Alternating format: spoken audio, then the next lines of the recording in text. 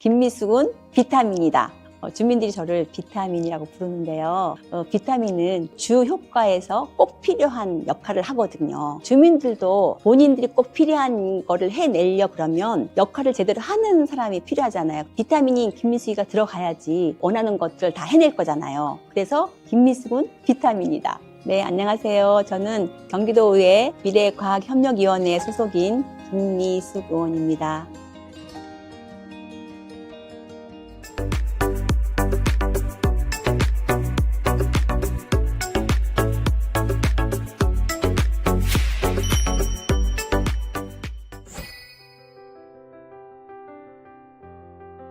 어떤 직장이든 임기가 끝날 때쯤 되면 아쉬움이 많이 남잖아요. 저도 아쉬움이 많습니다. 처음에 들어왔을 때 하고 싶은 것들이 많았었는데 임기가 정해져 있기 때문에 다 할 수가 없는 것들이 많잖아요. 그런 것들이 좀 많아서 많이 아쉽고 그렇게 생각이 되긴 하지만 최선을 다했기 때문에 아쉬움에도 불구하고 우리 주민들을 위해서 충분히 열심히 했다. 저는 저를 칭찬하고 싶습니다. 공원 내에는 보통 화장실이 필수 조건이잖아요. 근데 우리 지역에는 화장실이 많지가 않았었어요.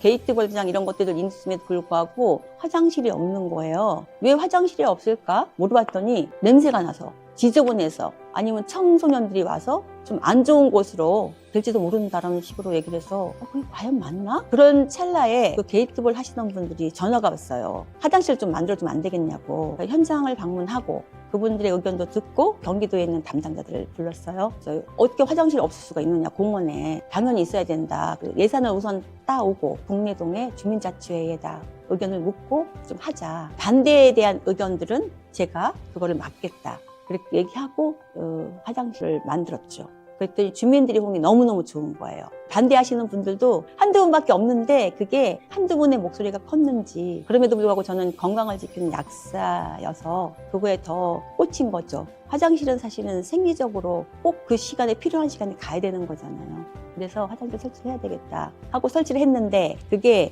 나비 효과로 그 옆에 있는 공원에서 설치를 해달라 또 주민들이 요구를 해가지고 거기는 이제 기부 체납받은 화장실이 예전 화장실이 있어가지고 좀 리모델링 해주면 좋겠다 싶어서 광정동 어린이공원에 있는 화장실도 리모델링하는 그런 효과가 있었습니다.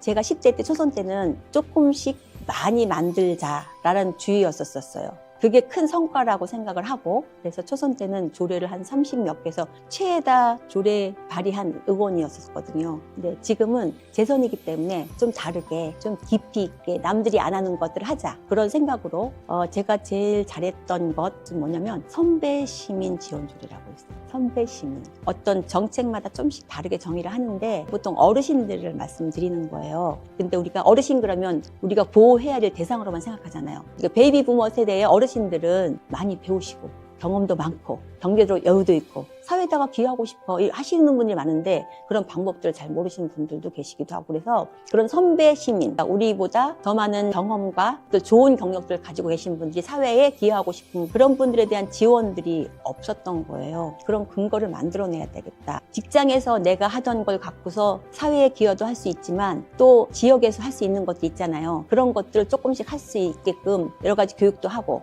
또 당신들이 취미생활도 잘 할 수 있으면 그것도 건강한 삶을 누릴 수 있잖아요. 어르신들이 건강하면 사회적 비용이 절대 들잖아요. 그렇죠? 그런 것들을 할 수 있게끔 하는 선배 시민 지원 조례예요. 전국 첫 조례인 거죠. 그 근거는 만들어졌지만 정책이 만들어지면 바로 또 예산이 투입이 돼야 되잖아요. 집행부에서는 사실 보수적이죠. 그래서 처음에는 주민 참여 예산으로 진행을 하다가 제가 보건복지가 2년 동안 있었다가 지금 미래과학협력위원회 왔는데 최만식 의원님한테 좀 관심을 가져달라 그랬어요.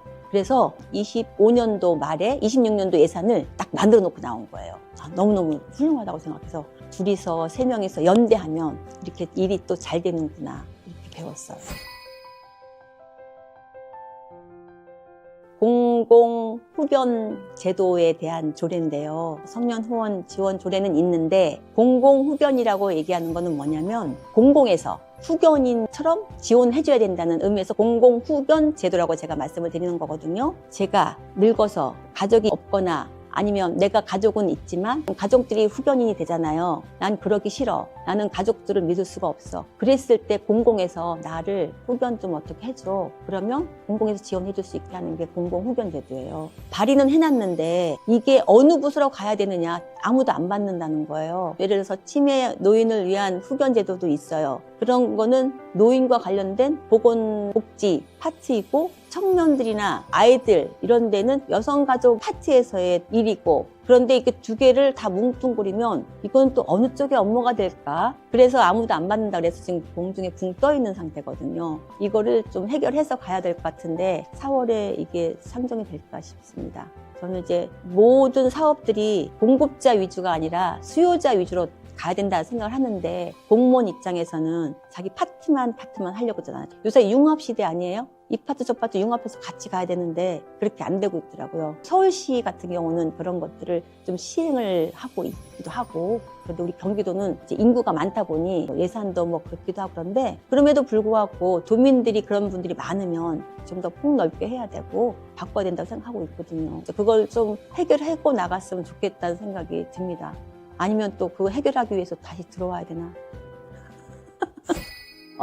말로만 했던 사람이 아니라 정말 진실로 실천을 잘 해준 사람, 약속을 잘 지킨 사람, 그런 사람으로 남고 싶습니다. 주민들이 심부름을 시키면 그냥 잘 이행하는 사람, 심부름꾼, 도구로 써달라 하잖아요. 저는 하나의 그 도구로서 일을 많이 해야 되겠죠.